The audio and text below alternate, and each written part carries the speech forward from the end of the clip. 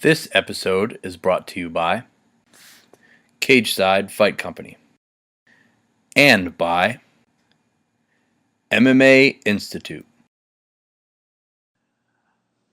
All right, welcome to the second episode of the Doombeard and Dirty South show. I am David Doombeard Arvelo here with a man, Dirty South. at D'Juan, Dirty South Owens. Yeah. And we got a lot of good topics to bring to you guys today.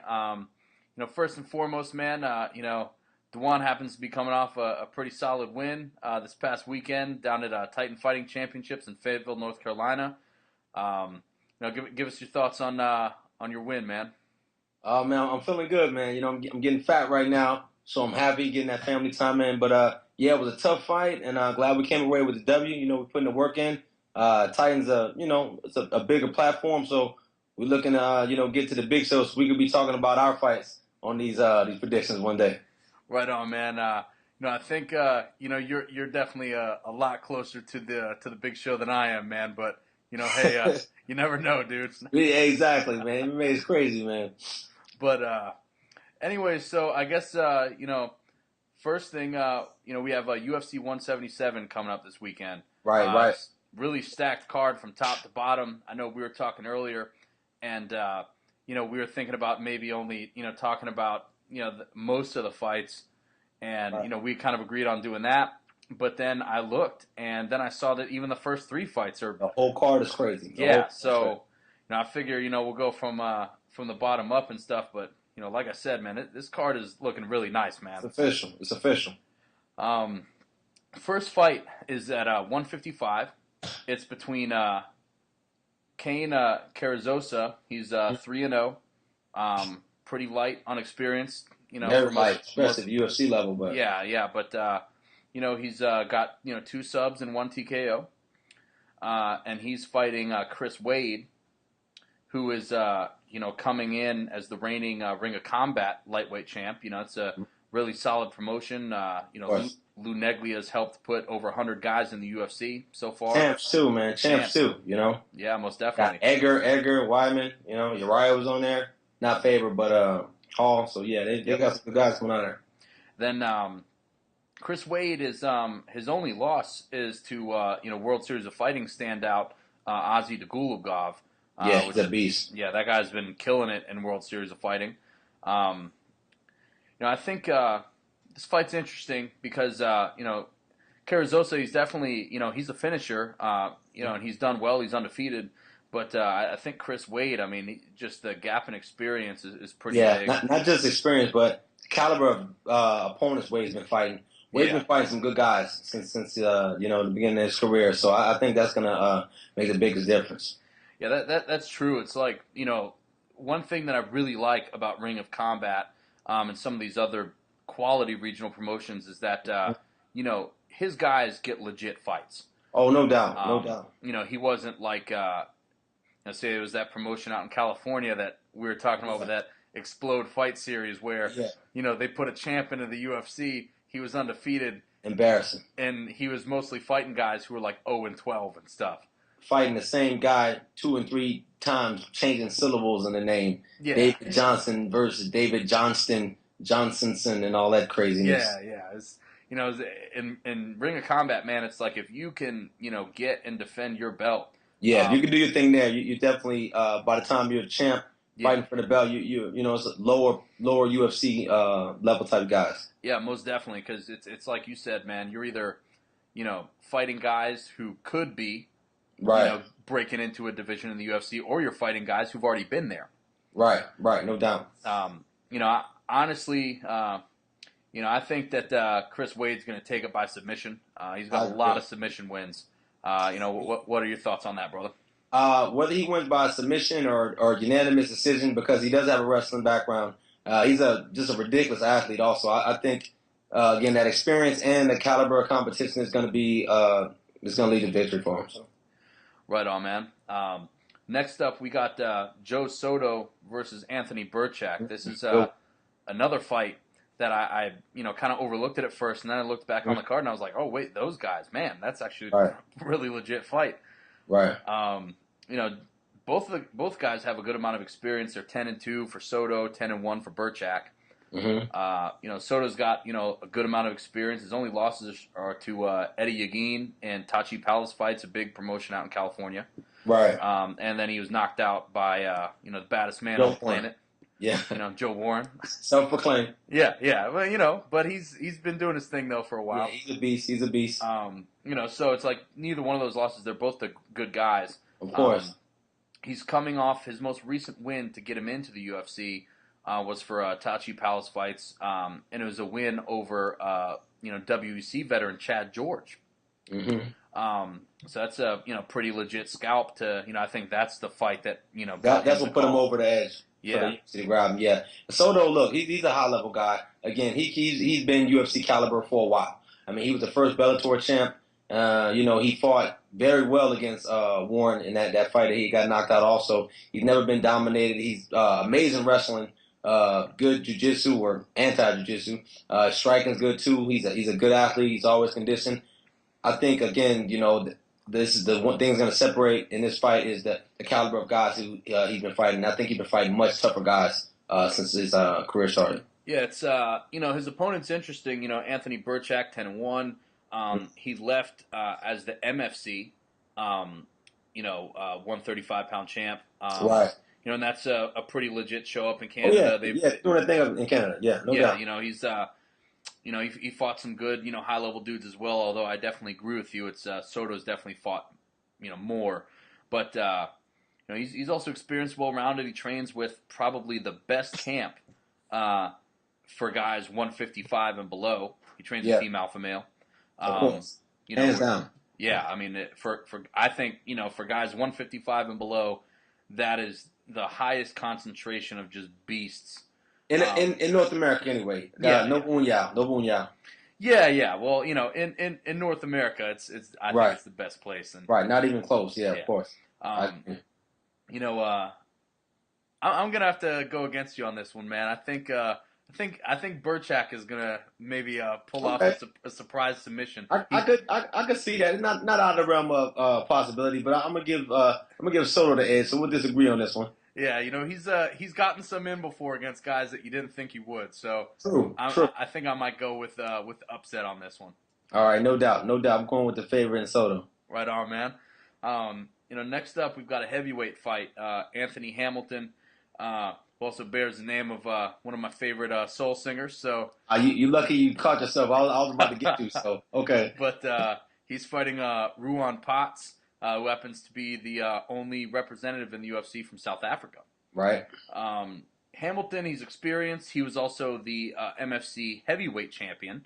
Defended his belt a couple times. He's fought tough competition, like guys who. Like Daryl Schoonover, who was on the heavyweight season of The Ultimate Fighter. Right. Though he's coming off a loss, both these guys are, but he's coming off a submission loss to Alexei Olenek. He was choked. Well, actually, no, I believe it was a neck crank in the first round. Yeah. The guy he's fighting, Ruan Potts, again, only represented from South Africa. He's definitely the better grappler from the two of them, but he's coming off a loss. To where he was, his first UFC fight was against Soa Palele. Right. And Soa Palele went in there and did his thing and knocked him out. Yeah, he got murked. No knock on Potts. I actually, before that fight with Palele, I looked up some of Potts' fights on YouTube, and he blew through a lot of the South African competition. Yeah. And the disparity in skill set from him and his opponent, it was a ridiculous gap. And I think the Palele fight, that was the first one where he really got pushed. Saul Palele's got a lot of potential, and he's got a lot of experience too. So I don't want to hold that against him too much. But this one will definitely show if he's kind of UFC caliber. Because lost Palele, no shame in that. Yeah. But again, the guys that he fought on the South African circuit is just not there yet, especially in the heavyweight division. Yeah, he was the heavyweights there. Yeah, he worked. Really, the only legit heavyweight even from South Africa besides Potts, in my opinion, is Neil Grove. Right. And, obviously Potts didn't fight him. But, I think all things considered, given Anthony Hamilton's weakness in, the wrestling and grappling area, I think Potts is going to win by submission. He coming up, obviously, there's the disparity in competition. And right. there isn't a huge wrestling tradition in South Africa by any means. But I think he's going to have the edge there, and I think he's going to pull it off by first round submission. I can see that happening. This one's a toss up. It could be either way. Potts, I don't think he's the most well rounded MMA fighter. For a grappler, his wrestling, to compete at the highest level, he's gonna have to tight. If you want to be a grappler, you want to be a jiu-jitsu guy, you gotta be able to get the fight to the ground. And I wasn't impressed with his takedowns. Not that Pelele is some sick wrestler with amazing takedown defense either, but he was struggling. And Potts striking isn't necessarily as developed as it probably will be in the future here too. So this one's a toss-up. I can see it going either way, but I wouldn't be surprised if Potts did get that first round submission like you predicted. Yeah, I think aside from this fight, kind of in some respects maybe being a pick'em fight, it's like both of these guys are kind of at a point where like they're gonna have to show what they really have to offer, because it's like in the heavyweight division, obviously guys can get clipped pretty easily when you talk about big guys hitting each other on the chin, but there are some guys in the heavyweight division who also possess, great wrestling and grappling. Oh yeah. And I think that would kind of be a liability for both of these guys, to be honest. So, for guys who maybe don't have the most well-rounded skill set coming in and aren't dominant in any one particular area, I think both of these guys, aside from this potentially being a pink slip fight, I think both of these guys kind of have to work it out as far as, to what their path and trajectory is going to be, because heavyweight's tough, man. Yeah, I mean, it's ridiculous these days. This is the best heavyweight division's ever looked. It's crazy. Yeah. In a good way. Yeah. It's a lot better than, back in the day when you had, Tim, as Dana White said, Tim Sylvia and Andrei Arlovsky fighting each other every other weekend. I know, man. You could, back in the day, man, you can get now the average size 170-pounder, pile a bunch of fat on him. He can go there and, he could have been the heavyweight champ. Yeah. So, some of the guys that were like, 1 and 2 and done in the UFC during that time period, it's very interesting to kind of look at some of those dudes. Oh yeah. What's the name? Wintella. What did he have? 2 wins in a row and got a title shot. Yeah. And, 2 wins weren't even against great competition, but yeah, no knock on it. It was creeping along. Well, but now it's another animal these days, man. The level of athletes at heavyweight now it's amazing, man, and it's exciting. Yeah, it's definitely at heavyweight, man. You're starting to a lot of these guys are coming in, high level athletes, former Division I football players. Yeah, with real skills, man. These guys are very technical now. Yeah, high level wrestlers. Whereas back in the day, even though he remains one of my favorite fighters, it used to be the Tank Abbotts. Of the world. Just real big, burly, not physically in shape guys just going in there and brawling. Raw aggression, yeah. And it'll get you to a certain point. But now, again, these guys, the way they're training and the technique at it. We've got high level grapplers now. You got 2 high level black belts, heavyweights. Verdun. Got Gonzaga too. And it's just looking good. Yeah. The only guy really holding it down for the old school guys, despite his Brazilian Jiu-Jitsu black belt, I think is Roy Big Country Nelson at this point. He is. He's representing Overeem to a certain extent too. He wasn't in the UFC, but he's still been in the game. Yeah, but I think you don't want to call him a real heavyweight. No, it's he's always had really good technical skill. Whereas when I'm talking about the age of the big kind of overweight brawlers. Oh, okay. Winging the overhand Nelson, right or something. Nelson's definitely holding it down. But yeah, for sure. I think the next fight up is this is a really interesting one. This is where this card starts to get very, very interesting. Mm-hmm. You've got Scott Jorgensen, long time UFC and WBC mainstay. Definitely remember the old guard. Fighting at only 5-0, Henry Cejudo, a former Olympic gold medalist in wrestling. This fight's interesting. I mean, it's Jorgensen's got over 4 times the experience that Cejudo does, and at the highest level of the sport for the most part too. Right. He's 4-5 in the UFC overall. Kind of maybe not on the best stretch, but I definitely think he has the edge in striking for sure. He's just been in the game for so long, if nothing else. Plus, Scott Jorgensen has shown to, have good striking, have power in his hands. I mean, he started Ken Stone not too long ago. Yeah. I don't know. I think this is interesting just because Cejudo's wrestling is obviously at the top of the food chain. I mean, there is no rung that's higher. But I think this is a stiff test for him in his debut. It's like he's kind of pulled out of some fights. He's missed weight at flyweight before. He's also fought at bantamweight. Who knows how this cut will work out for him, Right? Or what that could do to him. I don't know, man. You have a lot more experience at a high level, so what do you think? Honestly, I will root for Jorgensen, but I think Cejudo's going to win a boring decision. I don't think he's particularly dangerous yet. Obviously he's a baby pro right now. He's relatively early in his career, so his skills are going to develop with that work ethic that he used to get to the highest level of wrestling. He gets with a good camp, and I'm sure the sky's the limit. But as of now, I don't think he's a particularly dangerous fighter, and his skills outside of wrestling are still kind of rough. I watched a couple of his fights online last week. I do think so, but I do think he's too strong, he's too fast, he's too athletic, and hungry. And sometimes that rawness that'll get you on, but not showing guys the respect that some people may think they deserve. Jorgensen, while much more well-rounded, much more experienced, let's be honest, he's definitely on the downslide a little bit. No knock on Jorgensen, but I believe he's plateaued.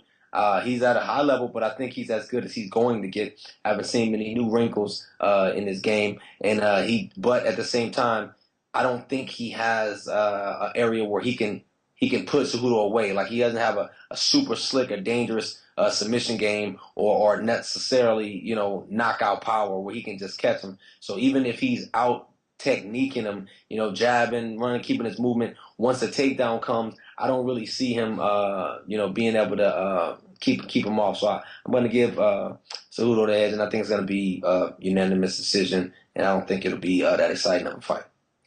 Yeah, I watched some fights for both of these guys, and what I found is that in previous fights, Jorgensen's done well against where he knew the takedown was coming. Against Cejudo, he knows the takedown's coming.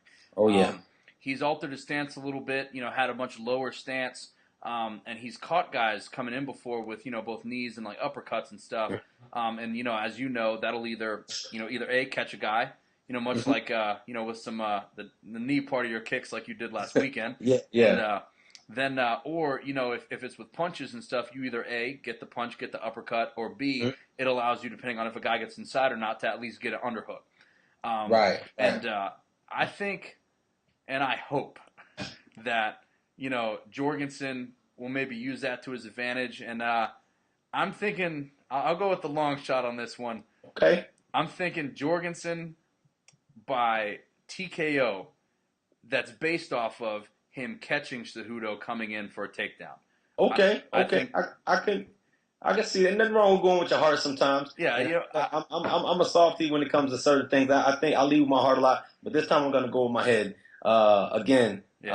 Jorgensen, I'm rooting for him. I like him, and I always root for the more skilled, more technical guys. But this one, again, this is a tough one. Jorgensen, one thing I have noticed, and I'm just to be honest about it. Jorgensen fights at the like if Jorgensen starts to fight off losing, he's going to continue to lose. Because similar to how Okami fights sometimes. Great fighter, but I've never seen him. Prime example, you see Uriah Faber. Think about the Mike Brown fight. This guy, the more hurt he got, the more dangerous he got. He got to the point where he broke both hands, and he's out there just literally throwing bows, throwing elbows, throwing nubs. And he's more effective in the fight than he was earlier because, he's just feeling it. And Jorgensen isn't like that. Jorgensen's like, if he loses that first round, and this is from watching a lot of his fights over the years, he usually stays at that same level. If he starts off beating the guy, if he doesn't get caught or something, then he wins. So, I'm rooting for him, but I got to give Cejudo the advantage in this one. Right on, man. Next up, entertaining fight. We have Derek Brunson versus Lorenz Larkin. Yes, pumped up about this one. Yeah, I think Derek Brunson. He's coming off a loss to Joel Romero. But there's no shame in that because no, not at all. And he did well. He took him down. Yeah, he's very yeah, Romero's a beast. I mean, no one's disputing awesome. that. I mean, if you talk about, taking a TKO loss to a guy, taking a loss to an animal like that, zero shame in that. Right, I think Brunson, though, despite the fact that both him and Romero were good wrestlers, it's like Romero had Olympic caliber wrestling, and right. Brunson was taking him down, Oh yeah. despite not having the kind of accolades that Romero Hmm. did. And if you can be taken down an Olympic level wrestler like that, that Of means course. your wrestling's might be good. That says something. No Um, doubt. and he's got power in his hands too. I think a lot of people, Yes. despite maybe some of his recent fights, maybe forget that both on the feet and especially with ground and pound, he hits hard. Um, he has around the same amount of experience. He's 11-3. Larkin's 14-3. Um, Hmm. Larkin is coming off of kind of a gnarly knockout loss to Costa Philippou. But Mm. again, I mean, that's fighting a guy who has knocked plenty of people out before. Oh yeah. So it's not a bad reflection on him whatsoever. Um, he was also recently decisioned and then thankfully rebounded. He had a decision loss to the always boring Francis Carmont, who Hmm. I will always root for a guy that gets laid and prayed and Right. hugged up against the cage by Francis Carmont. Um, Right. I've been rooting for Larkin a little bit, and he's rebounded and stuff, which is great. It was That also, was good. as an aside, nice to see Carmont finally get a, taste of humble pie and get starched last Oh yeah. weekend. It's about Oh time. Um, for being such a specimen and having the perfect build to be a great striker and an entertaining oh yeah. fighter, Carmont, his fighting style for like the past year and some change has been akin to watching paint dry.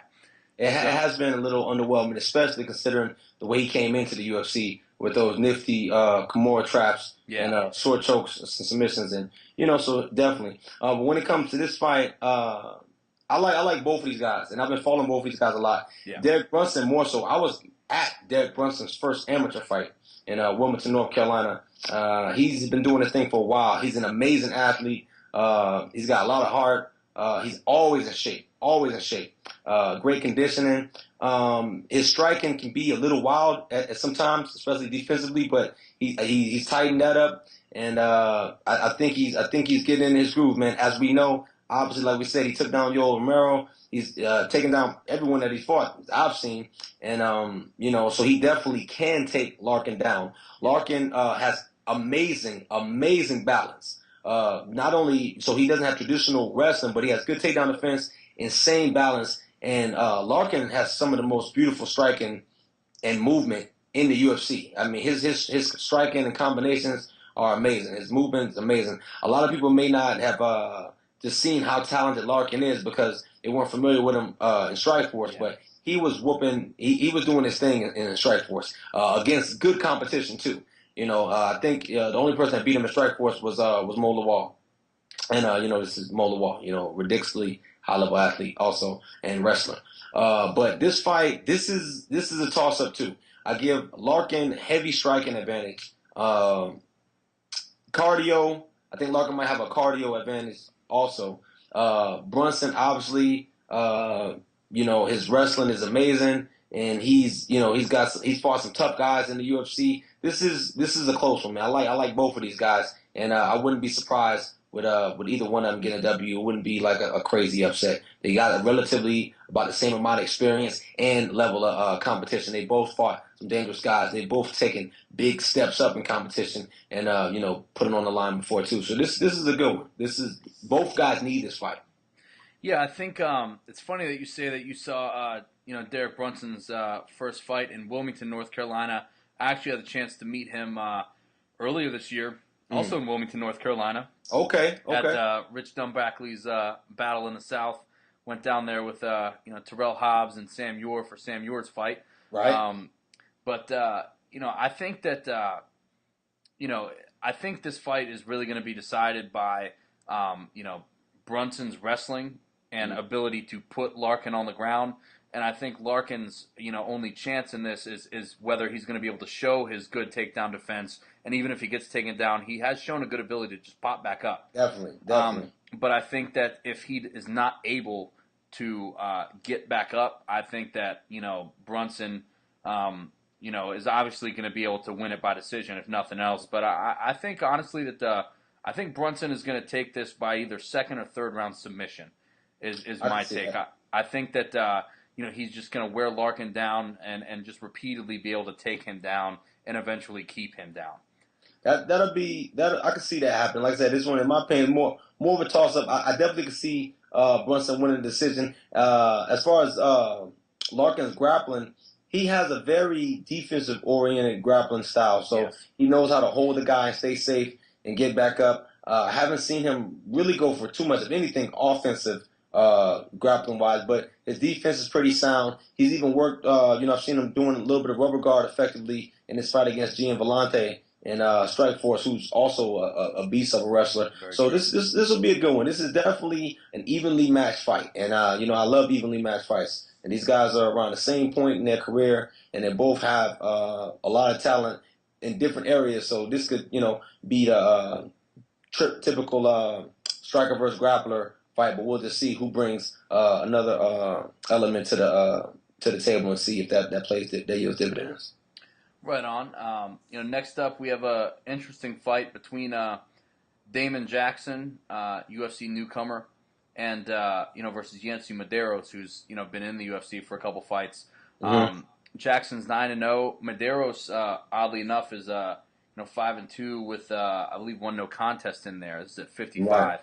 Right. Damon Jackson's coming in. Fighting up a weight class. He's coming in as the reigning Legacy Fighting Championships featherweight champion. He's a really accomplished grappler and submission artist. His last fight that got him the call was he arm triangled Leonard Garcia in a title fight for Legacy. Medeiros, he's 5-2 with that no contest against Yves Edwards. Mm-hmm. He's on a 2-fight losing streak, though, if you take that no contest out of there, which technically you do. And he was recently submitted by Jim Miller. I think, though, definitely Medeiros is the better striker. Mm-hmm. But I just, with him, granted, getting submitted by Jim Miller isn't necessarily a knock because Jim Miller's... Right, he's Jim Miller. Yeah, he's been at the top of the food chain forever. Of course. And not just credential-wise. Obviously, he's a black belt, but he applies it. A lot of guys who got the credentials didn't apply it, but he's submitted some high-level guys, black belts, a lot of black belts.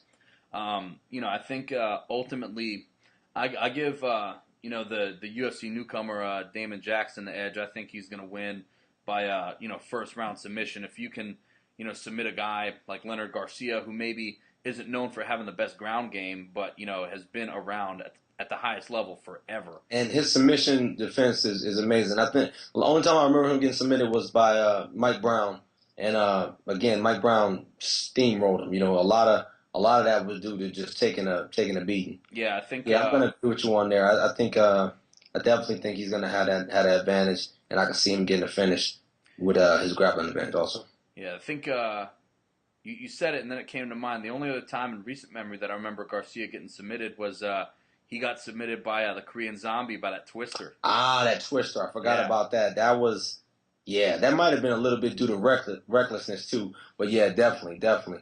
His ground game is usually pretty good. He's been training at Jackson's for a while.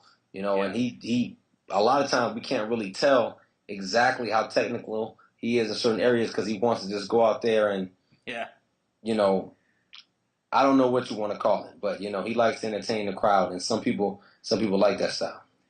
Yeah, like next up, we got UFC newcomer. He's he's been there. He's I think 1-0 in the UFC now. Carlos Ferreira. He's 10-0, fighting Ramsey Nijem. He's 9-4. Nijem, he's already been in the UFC for a little bit. He's on a 2-fight winning streak. Yeah.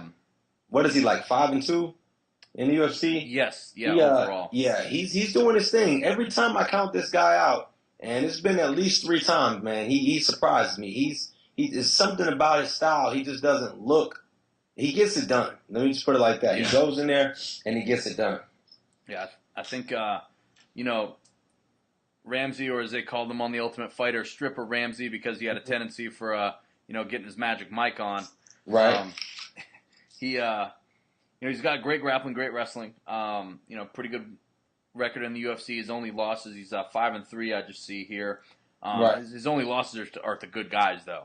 Of course. And his loss to potentially be the Ultimate Fighter, champ, it was at 170, whereas both him and ultimately Tony Ferguson ended up dropping down to 55 as well. But Ferguson used to fight regularly at welterweight. Of course. But Ferreira, he was very briefly before he got called up. He was the Legacy Fighting Championships featherweight He's champion. coming off that a rear naked choke win over Colton Smith. Yeah, and I want to say that was like in the first minute, maybe like 30 seconds. Yeah, it was like I think it was 30 seconds. Not that Colton Smith is the next coming, but he's the Ultimate Fighter winner, and so that's a huge feather in Carlos's cap. So. Yeah, it's Colton Smith definitely wasn't known for being super well rounded or anything like that. Personally, I think he's the guy that got it done. Yeah, him, Mike Ritchie. So it's him cutting down to 55. I thought was pure insanity because he was already a big guy at 70. But Ferreira got him, and most of his wins are by submission. I think Ferreira takes this by submission. I do too. I definitely do. Nothing else to say about it. I definitely think Ferreira is going to take this one by submission. I can see Cole putting himself in some grappling exchanges that may not be favorable for him if he gets desperate for the takedown. So, I think this next one is the third from the top. You mentioned it earlier and stuff before we decided to do this. It's a women's fight between Shayna, the Queen of Spades, Baszler, versus Betch Correia. I think it has the potential to be an entertaining fight. Baszler has 4 times the experience that Correia does. Yeah. She's been one of the top female fighters out there for a long time. Dominant grappling, one of the few true catch wrestling disciples out there. Oh yeah. And she's a roommate and training partner now of Ronda Rousey. Yeah, they got a whole team down there together. Girls, there's like 4 of them. Yeah, they call themselves the 4 Horsewomen. Yeah. Like the old wrestling group doing, and stuff. Doing their thing. Who else out there with them? Jessamine Duke. Yeah, Jessamine Duke, Ronda Rousey, and Marina Shafir. Who fights at 45, but she's a beast too. I think Baszler's definitely got the edge in experience. I definitely think she's the better grappler. Correira's she's really scrappy. She's got really good boxing and stuff. She showed a great ability against Jessamine Duke, who is a much taller, much rangier fighter, to get in. She was piecing Jessamine Duke up, really lighting her up with strikes, and then get back out. She has a very good ability to do that. She beat Jessamine Duke, and then before that, she beat Julie Kedzie. Yeah. Another long-time, veteran in women's MMA. Correia was talking about after she beat Jessamine Duke, she, said the, 4 horsemen, then went, like 1 down or whatever. Yeah. Says she's on a title run. I like it. I like that trash talk. I love it. This fight, obviously, like you said, Baszler's definitely got the experience advantage. I mean, she's got over 20 pro fights, all at a high level. Yeah. She fought some of the best. She fought Kaufman. Like you said, not only does she have a grappling advantage, but she's got some very unique grappling, not traditional jiu-jitsu, not just wrestling. A lot of wrestling, jiu-jitsu, catch wrestling. She trained with CSW. She trained with Barnett. She's student of Barnett also. And she's got a lot of unorthodox submissions, a lot of leg locks, a lot of knee bars and different attacks like that. And now that she's getting that high-level training in with, the best pound female fighter in the world, that's definitely going to do something for her confidence and obviously her skill set also. She as far as Correia, again, like you said, she beat some very tough opponents, Jessamine Duke, Julie Kedzie, but she only has 6 fights, but she's pretty much, none of these fights have been competitive, and she's very physical. I mean, she's a beast. If you just look at her physique, she's built in the lower body also. Her legs. This is going to be a tough one. I think Baszler, not only does she have a grappling advantage, I just think she's just more well-rounded Yeah. in general, like the dirty boxing, just all the small nuances of MMA that a neophyte is not exactly going to understand, and that some things can't necessarily be taught. You kind of got to learn in the cage, if that makes any sense. Mm-hmm. So I'm going to get an edge to Shayna Baszler on this one. Yeah, I think I see Shayna Baszler winning by submission for I can sure. see that. I think if she's able to get it down, obviously Kohara, she has good jiu-jitsu, although we Right. haven't seen a ton of it. But I think Baszler really is just in a different league than she is on the ground. Next up, the co-main event, we have Danny Castillo versus Anthony Ferguson. Really good matchup at 155. Both of these guys have been streaking. They've been streaking. Yeah, kind of tripped me up a little bit. I wasn't gonna call you on it until you laughed. But I like both of these guys, and a lot of their skill sets kind of mirror each other. They both have very good wrestling, very good grappling, and whereas Tony Ferguson has been known for really being a beast striker with real good power in his hands, Castillo's been showing a lot of that recently too. Oh yeah. He recently starched Charlie Brenneman. And sick KO. Yeah, and made it look even worse though because of the hair. The hair kind of moved from the reverberations of the punches and stuff. But I think Castillo's 3-1 in his last 4. Ferguson's on a 2-fight win streak, both finishes. He started that streak by first round rear naked choke of Mike Rio, and then he's coming off a first round TKO of Katsunori Kikuno. Mm-hmm. Like I said, man, this fight's really interesting, man. Both these guys have I think this is going to be a fight where, both of the fact that both of these guys have really good wrestling. Right. I think this is going to be on the feet, and I think Ferguson definitely has the edge. I see him. I see him being able to catch Castillo with some punches, especially how Castillo sometimes when he gets up against the cage and stuff like that, people tend to kind of unleash a barrage on him and stuff like that. And Ferguson's shown great ability to pounce on guys in that position, and I think I see Ferguson taking it by TKO. Yeah, I agree 100%. Either TKO or knockout. Danny Castillo. Like you said, Ferguson has good wrestling, but I think Castillo has a significant wrestling advantage. Not only does he have a good wrestling advantage, he's a little bit more physical. I think he may have a strength advantage. Again, he's training Team Alpha Male, so his cardio is going to be on point. He's training with partners that are high pressure, high level wrestlers. Still, a lot of times you have guys who are great wrestlers, but then when they get in MMA, their wrestling agresses a little bit. But Alpha Male, they've got a lot of guys that are just getting into MMA that are still fresh off of that wrestling, that purely wrestling level. So it's a good mix for him. Castillo's got a great wrestling advantage coming off that quick KO of Brenneman, so that's going to do something for his confidence. And let's be honest about it. His teammate Dillashaw is one of the biggest fight of his career. Don't think that those things don't play an effect on the entire camp.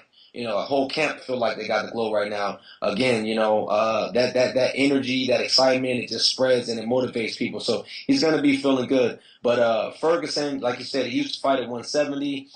He's taller, longer, sick striking, great jiu-jitsu. Ferguson is just a beast. And honestly, once he keeps stringing these together, I think he's going to be a contender one day. He hasn't been able to show exactly his potential yet, but Ferguson is a monster. And no knock on Castillo, but again, I don't see him developing much more than he is now in terms of skill, regardless of whether he has more success or not.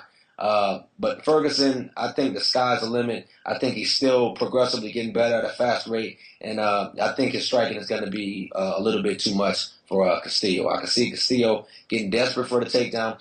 I believe he will get the takedowns initially, but when he gets to that late in the second or third round, he's going to be getting desperate, and he's going to make a mistake, and I can see Anthony Ferguson either getting a KO or dropping him and then eventually getting a TKO, like you said. Good call.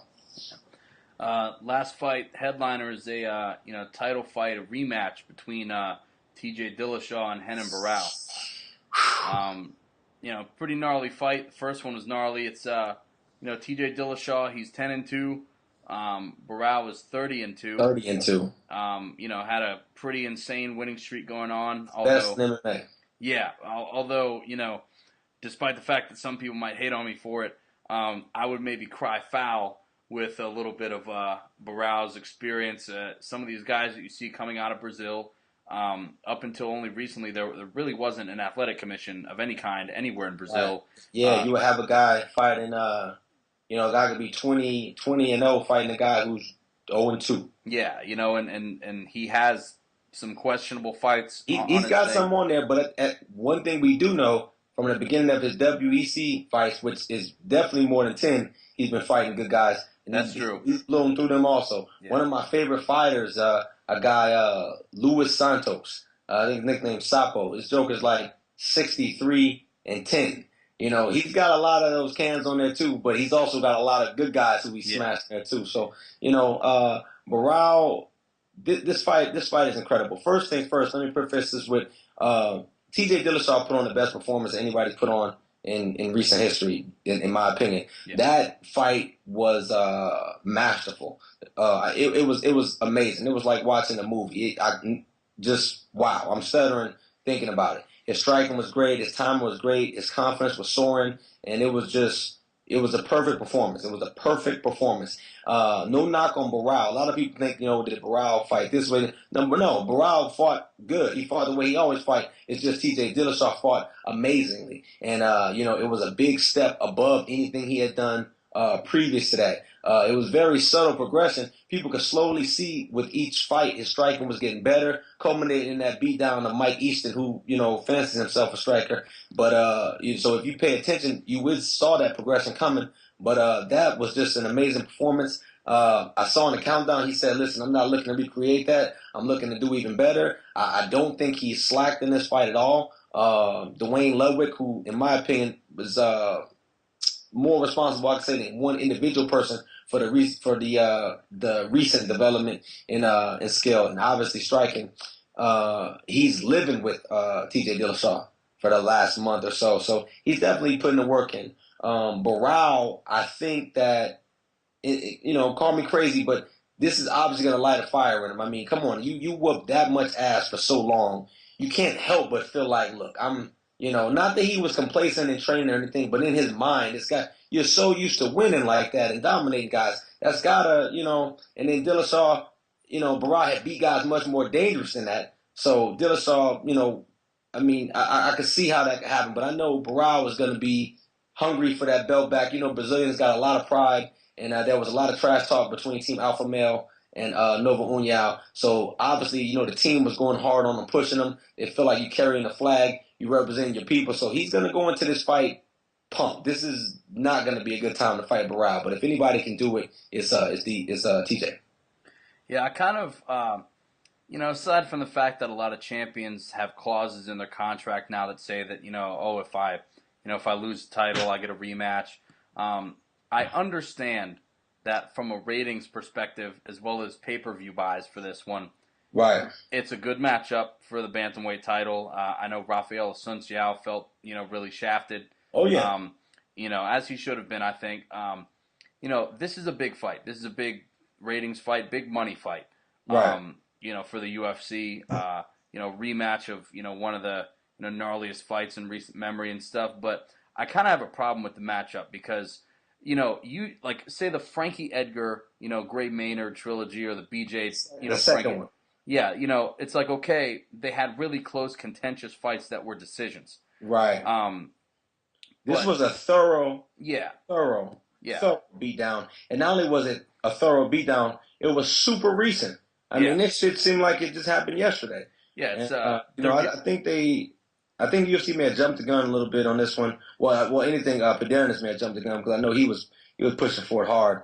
I don't think it was a level of flukiness that happened. It was he beat him down. Yeah. For the whole fight. It wasn't a fluke. It wasn't anything. This is, take the time to reassess, develop, get your skills right, get a win or two, then get back in there. This may have been a little bit premature. We'll know on Saturday. Yeah. But, this, I agree 100%. Sometimes it makes sense, but this time I don't think it made any sense at all from anything beyond a business perspective, which honestly I think the fight could have been bigger if they had took more time also. So Yeah. I think it's like, again, you get the rematches off of contentious decisions, but it's like this one, giving a guy a rematch, whether he was the champ or not, off of kind of getting beat down yeah, convincingly. yeah. There's no It was, doubt. to be honest, it was bad. Yeah, there's no doubt that T.J. Dillashaw was ahead of him the whole time. And then finished him. Yeah, and then beat him down. Yeah. I think it's going to end similarly again. I think Dillashaw takes this one by TKO. I think it's a tough one. This is a tough one. I'll tell you one thing. I think that Barao is going to come out with more of a grappling-oriented style. I think obviously he's going to strike, but I think he's going to be looking to grapple. I think when I'm thinking about Barao and Jose Aldo, I think of amazingly well-rounded and talented fighters. But Aldo striking is in another galaxy than most people. He doesn't really prefer to go for the submissions. And I think opposite end of the spectrum, Barao is similar except in the sense that instead of favoring the striking as much, he favors submissions. You know what I mean? He jumps on them like a pit bull from everywhere. Yeah. And while proficient in striking, the same way, obviously, Jose Aldo is more than proficient in jiu-jitsu. He prefers to strike. Barao prefers to get these submissions. I think that they're going to be looking to use that advantage and, use the striking to set it up. And, I think they're going to be looking to do that. How effective that's going to be, I don't know. Obviously, Dillashaw, at the end of the day, he's a wrestler at heart. He's a ridiculous athlete. He's super fast, super strong. And again, that confidence is through the roof right now. Don't think that stuff doesn't play a huge part. Barao's coming in with a lot of pressure on him. Yeah. He's coming in with a lot of pressure. I can only imagine the pressure that his team's putting on him. Again, not to be, stereotypical, but it's no secret that Brazilians, they're very prideful. And, and I love it, but I know that, he's carrying a lot of weight in his shoulders. And they definitely put him through the ringer in this training camp. I'm just excited to see this, man. I'm gonna sit back and be a fan on this one. But I will give, if I had somebody put a gun in my head, I would say Dillashaw. Yeah, me too. Yeah. Now that we've got that covered, it was interesting. We both watched it this past weekend. UFC Fight Night, Henderson versus Dos Anjos. Oh yeah. And great card. Yeah. I think some people are kind of unhappy with the result of the headliner fight. I thought it was a little bit early, to be honest with you. Yeah, I do too. I think that obviously referees are going to make mistakes sometimes, but there are plenty of instances where guys get dropped, but then they win. It's a Big John started coming over there to break up the fight as soon as he got dropped. Yeah.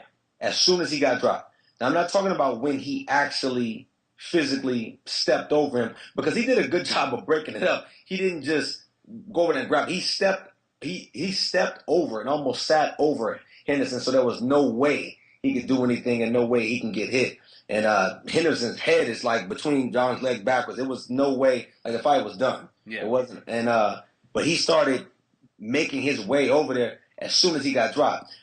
We've seen Henderson drop the same way and worse before. Yeah. The PEDs fight. Who else dropped him recently? Someone dropped him pretty bad. Trying to think who was that he fought a little while ago. But he gets, he's gotten dropped like that. I think Clay might have even dropped him like that. He's in incredible shape, and he was coherent. A lot of times fighters, we're not gonna say, oh, I was out. They're gonna play the game. They're gonna act like, oh no, I'm good. But no, he was getting up. He was trying to. I felt bad for him. It wasn't horrible. I don't think it was like gross negligence and Big John just made a unforgivable mistake, but it definitely was a mistake. This is a title fight. This is a former champion. This is his job. He's one of the best in the world.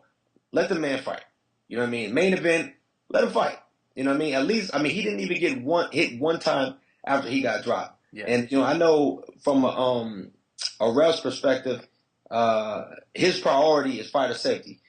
And I respect that. As a fan, that should be everyone's priority. But I respect his position, but at the same time, I definitely think that was premature. Yeah, it's you hit the nail on the head in the respect that as soon as Henderson got dropped, Big John was already running towards them, not Yep. just to see what was going on, but to But stop to the stop fight. it, exactly. Whereas other fights there, it's like guys have come back and won. Oh yeah. You got Pat Barry, Chet Congo, guys getting Oh dropped my all over God. the place. Yeah. That Or just from a damage perspective, if you look much at worse. That was much worse. yeah, That was much worse. yeah, and just from a damage perspective versus Henderson getting dropped by this one shot. Look at say Shane Carwin versus Brock Lesnar. The first round of Right. that fight, Shane Yep. Carwin was basically treating Brock Lesnar like a punching bag, Yep. like he was doing. And these are heavyweights. Yeah, He's dropping big ham hawks on it. I mean, just canned hams, just huge fists. He basically treated Brock Lesnar like he was a heavy bag doing a ground and pound drill for a whole round, and they let that go. And then in some of these other fights, like this one, as soon as the guy gets dropped, they stop it. It was ridiculous. Yeah. Obviously, you have fighter safety, but a guy that having fought for him, recently, Giovanni Lem, he's a longtime promoter and also a former fighter. He said something that rings very true. When you talk about the subject of fighter safety, and he said, yes, I understand. You want to stop the fights. You don't want guys to take unnecessary punishment, but at the same time, fighting isn't safe. Exactly. You cannot take the risk out of fighting. Yeah, no matter what, unless you have one of those great fights where you're able to go and take a guy down 2 seconds in and submit him without taking a single strike, you are going to take damage. It isn't safe.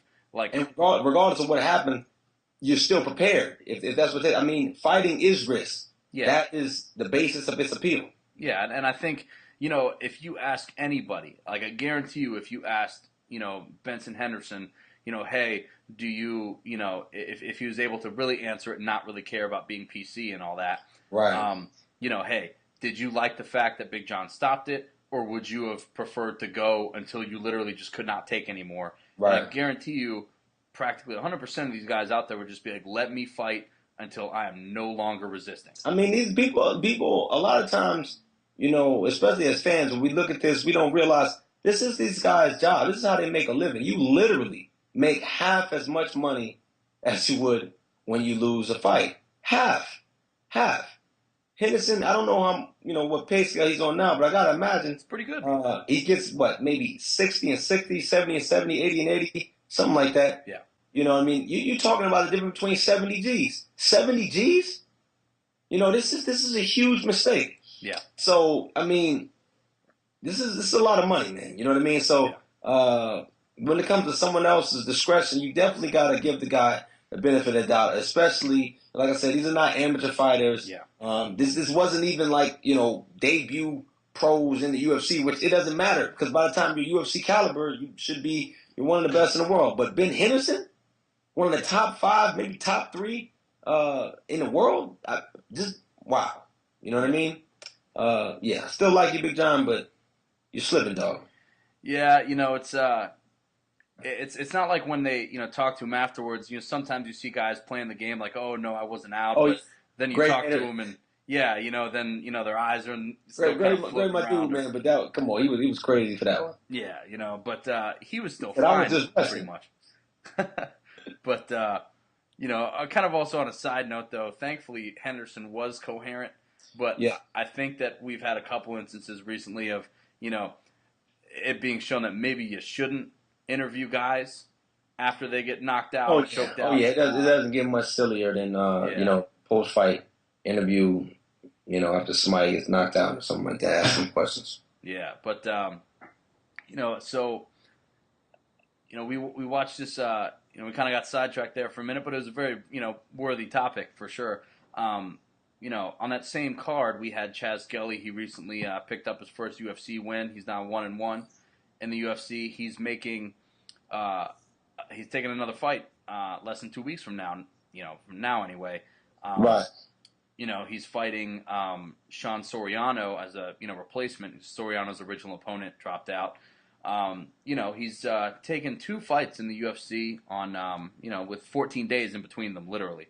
Um, he's there's obviously a bunch of different factors in that, but you being a pro fighter who's fought at a high level before, and I'm sure taken some short notice fights. I'd like to get your perspective on kind of the situation and the merits behind taking a short notice fight like that.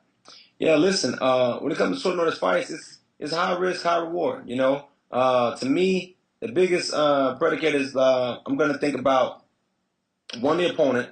So from a stylistic standpoint, is it an opponent who specifically for your style you need to develop more in a certain area?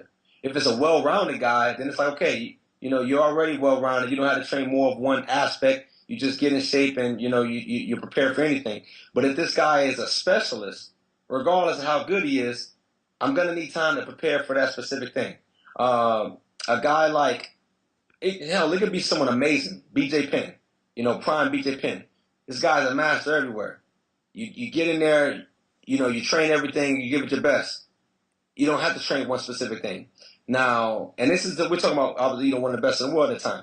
Now we think about someone like Paul Harris, when he was really doing his thing. That's not a guy you take a fight on short notice, regardless, because he has a very specific game, and it's extremely strong, and you're definitely going to need to work that. You understand what I mean? Because no one works a training camp full of leg lock defense or, and things like that.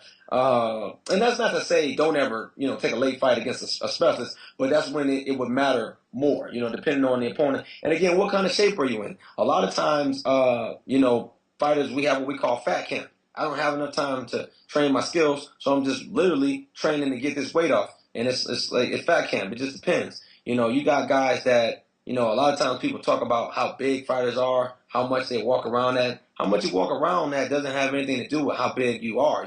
How big you are is based off your muscle mass. I know I've got a training partner, George Shepard. He's stronger than me. He's bigger than me, but he walks around 10, 15 pounds lighter than me because I'm greedy. I like to eat. I fight a weight class lower than him. He can't even get to 45. I fight at 45. He walks around at 170. I walk around at 180 because I like to eat. So it depends. You know what I mean? It depends on how I don't want to say out of shape because some people are in shape even when they're kind of chubby, but how heavy you are. Yeah. You know what I mean? That things like that matter. Now that's in general. Now when we talk about the UFC, listen, man, the UFC is a shit. It's the big show. It's where we all want to be, but they're not going to have any sympathy for you if you lose a fight on short notice. Again, we've seen some great fighters do the company thing, take a late notice fight, look bad, and get cut.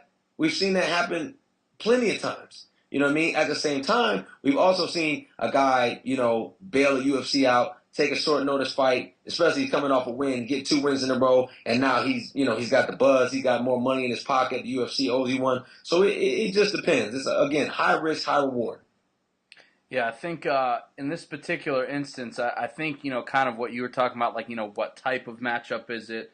Right. Does it, is it something that your skill set can easily kind of take on, or is it like, really different? I think in this particular instance, it's actually kind of really nice for Skelly because, right. And I agree. I thought the same thing stylistically. Yeah. And again, he got the call 2 days after his last fight, so he didn't balloon up too much. So it's perfect. So he's still in great shape. Yeah, I think he's obviously a very decorated wrestler and grappler, right. Collegiate wrestler, trains at Team Takedown. There just happens to be a collection of good wrestlers, chiefly one rocking a pretty solid beard, as well as the UFC welterweight championship belt right now. Right. So Skelly's definitely got a great wrestling base. He's a really great wrestler, and applying that to MMA as well. He's fighting Sean Soriano, who's really more of like a really kind of lethal striker. Guy who's got a lot of power. But I think for Skelly, it's actually good because he's still in good shape. Hasn't had too much time to balloon up, and he's fighting a guy who really honestly caters to his skill set. Definitely. And So let's be honest, Scully wants to get that bad taste out of his mouth. yeah, He's coming off from his UFC debut, which he fought well in, I might add. yeah, He's coming off a win, but it's like, okay, one win doesn't do it. But I got to get, 2 in, and then now like, okay, I'm good. yeah. To erase that last one. So he wants to do that. He wants to let the UFC know, listen, I'm coming in here and I'm taking names. That wasn't the best representation of myself. I'm going to show you guys, and I think he's making a good decision, and I do give him an edge in this fight. Yeah, like I think next up, man. We recently, have seen Gray Maynard kind of get on a little bit of a bad streak recently. Taking some breaks. Recently relocated from AKA to Power MMA and Fitness down in Arizona with Ryan Bader, CB Dalloway, Aaron Simpson is coaching those guys now. But he's kind of on a bad streak of TKOs and knockouts and stuff. Dana White, along with some other people have mentioned, hey, he's looking to be getting a little chinny. And Dana White said he might talk to him about retirement. What's your take on that, man? Listen, man, it's tough because skill-wise, Gray Maynard is one of the best lightweights in the world, hands down. Incredible wrestling. Lots of experience against high-level opponents. He's made high-level opponents look like children. Good boxing. He's just a beast. And again, even in the last fight, he looked a lot more fluid. His head movement was good. His combinations were good. He's just a great fighter, but if I'm honest about it, I think he may be a little bit prone to, getting concussed, getting knocked out these days from accumulation. And, I want to say, well, he should take some time off, train, and come back. But he did that. He took a lot of time off last time, and it happened again. I mean, I do think he's young. It's not like he's, in his 40s or something like that, late 30s. So I do think I think it's a little bit too early to write him off, but he should definitely take some time off. Obviously, train, stay in shape, but more so to let his body, do what it has to do, because I do think he's a little bit more prone now, a little bit more susceptible to get knocked out. If I'm honest about it, I definitely believe that. Yeah, it's interesting to see. I think, I try to temper it a little bit because of the fact that we've been used to seeing Gray Maynard really dominate for so long. Right. He's been at the top of the food chain at 155. He, for the most part he's handily beat a lot of the best guys out there, and you really never saw him get finished. But with his recent streak now, it's kind of hard to tell, man. It's maybe it's just him getting caught because of the fact that he's not fighting scrubs. He's fighting really good dudes. He's fighting the best, right? But we've seen that slide with other guys before, to where they used to go, from being like really like unbreakable looking guys, to then that starts to kind of fade a little bit. So I don't know. It's sad to see, man. I hope he can get it together. Yeah, I think he will. Last on the list, man. It's a subject that's been very dear to your heart recently. Is the state of PEDs, performance enhancing drugs in MMA.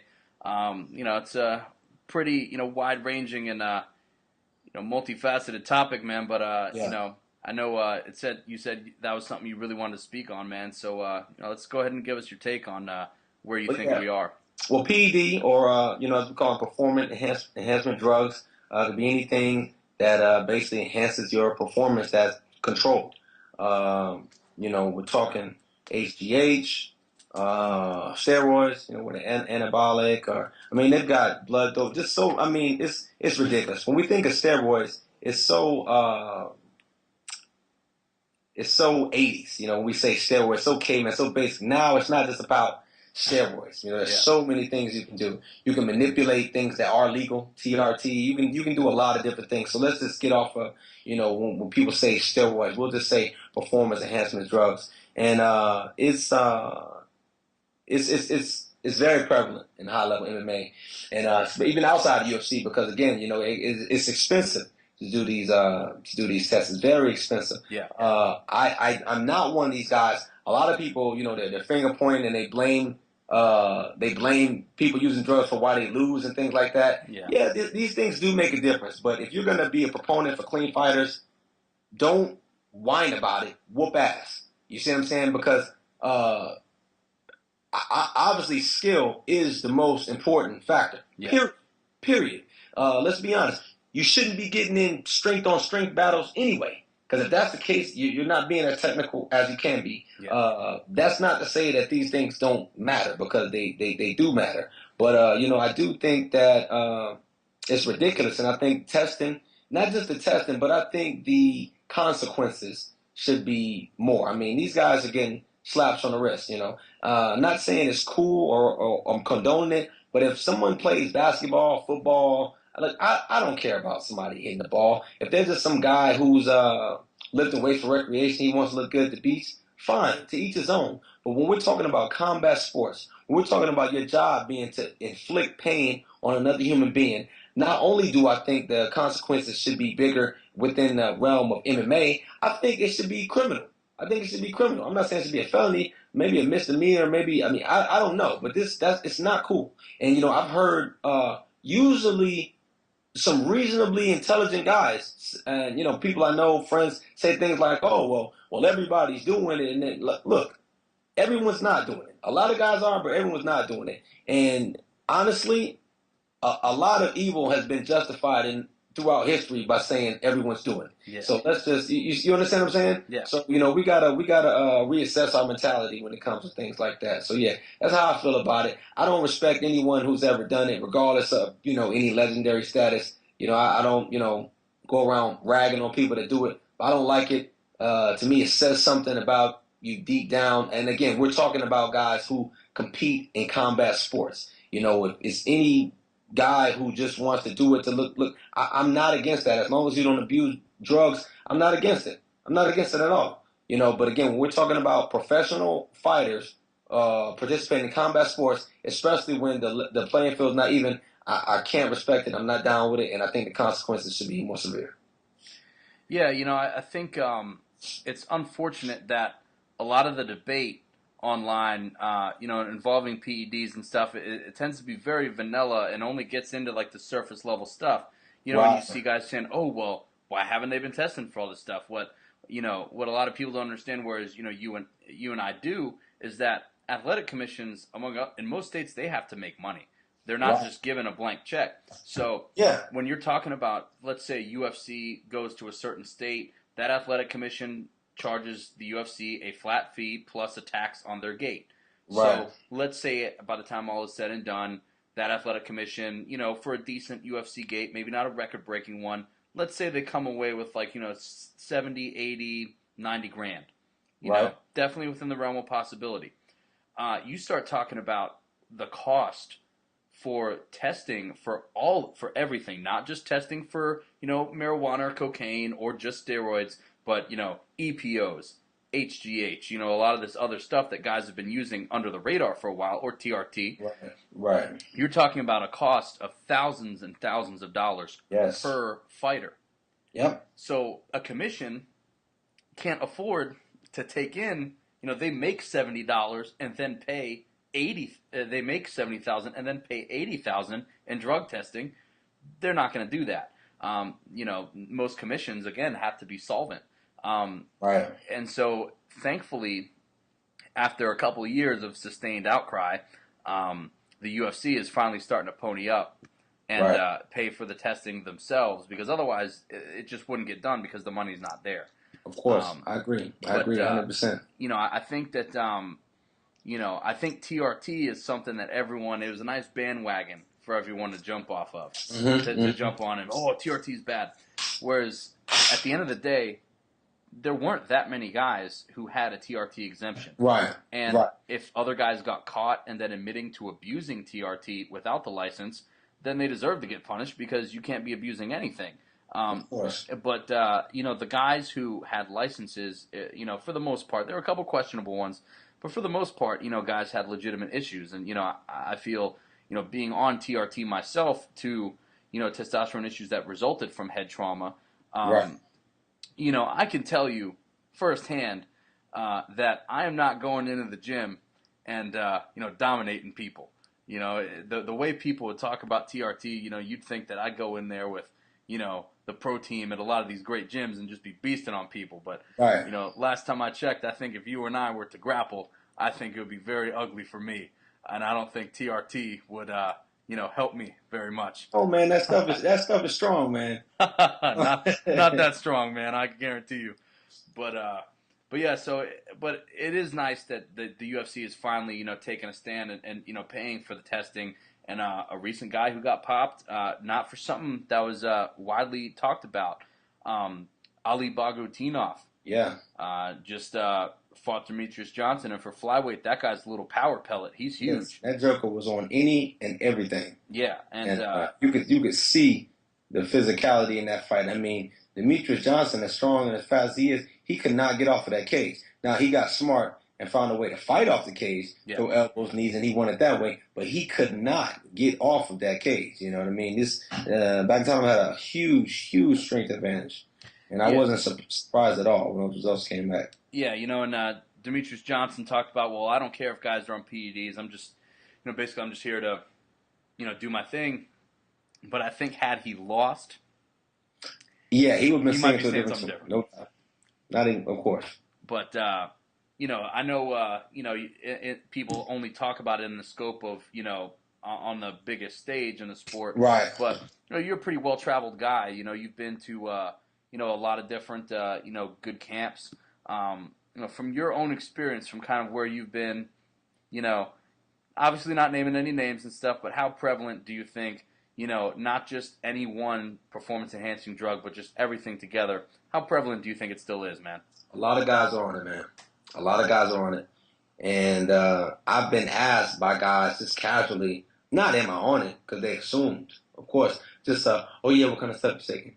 As casual as can be, and I'm, naive. Oh, taking this, MetRex 3000, this protein, got whatever. Like, protein. You see what I'm saying? That's what I'm assuming that's got to be what they're talking about. But I've been to gyms, not plural. I've been to a gym where they literally have a lock on the refrigerator. And, talking to the guy like, hey, what's in that refrigerator? They got 2 refrigerators, one open, one locked. What's in that, special stuff? You see what I'm saying? So the gym is creating an environment that's conducive to these things. You understand what I'm saying? And it's very prevalent. I have a few friends, about 3 who fight in high-level MMA, like really.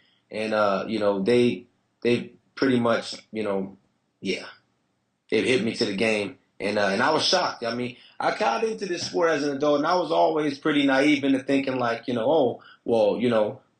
like a kid would think, oh, you're a bad guy if you do this. So I expect some, abrasive, cocky asshole type guy. But no, these are guys that you would, you wouldn't think anything was morally bankrupt in him, but and again, it goes back to that same justification we said. Everybody else is doing it, and I'm not doing it to have an advantage. I'm doing it to not be at a disadvantage, which is weak. Let's be honest. But yeah, it's pretty prevalent, man. I've heard this before, and I kind of agree with it. It's a statement that for guys that look to get on PEDs and stuff, they're looking for an advantage, over their competition. But what do as someone who has been kind of vocal against PEDs, what do you think about the the whole standpoint that guys who abuse PEDs, that their confidence is potentially affected because they think that like without PEDs that they are kind of less in a sense. Well, let's be honest, man. I've heard that before, and it sounds good in theory, but no. These guys are coming in more confident. You understand what I'm saying? They're coming in more confident. They're coming in, now it would be different if for some reason they got popped and then the next fight they're coming into a fight without it, then they would feel like that. I was on it. I was operating on this level. Now I'm off. But guys that haven't been caught, that are still using it, no. You know what I mean? We can convince ourselves. That's just like us telling ourselves that, a lot of poor people, we grow up saying like, oh, well, rich people, they wish they, had friends like this. I don't need those fancy cars and yachts and all that. And it's like, man, get out of here. You know what I'm saying? Yeah. So yeah, but at the same time, a lot of these things, it depends on fighting style. And again, A lot of my fights, I lose the first round. You know, I've come back, finished the guys in the second, third round frequently. And it's because I'm not going to get in these strength-on-strength battles with these guys and just fight a non-technical fight. I'm not going to do that. You know, I'll defend myself. These guys are burning themselves out. But because these things don't help your cardio. You know what I'm saying? Not that I know of. Maybe some of these technical, like, blood doping things, yeah. But when I think about, you know, traditional PEDs, nah, they don't help your cardio. So, you know, get in shape, train hard, and again, that's going to make the biggest difference. But, you know, I feel it sometimes, man. I feel it. Because I've got training partners that are welterweights, middleweights, and, you know, light heavyweights, and I know how strong they are. Why is it a guy fighting in my weight class at 45 or 55 feeling like a damn middleweight? Yeah. No.